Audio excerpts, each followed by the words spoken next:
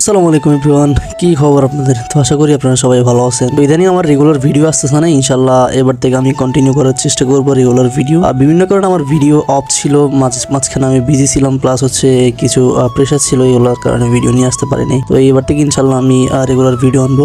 তো আজকে আমি যাচ্ছিলাম হচ্ছে আমার একটা চশমা বানাইতে, কজ আপনারা জানেন আমার চশমা ছিল, ডাক্তার আমাকে চশমা দিয়েছিল, বাট অনাকাঙ্ক্ষিত কারণে সেটা আমার থেকে হারাই গেছিল আর কি।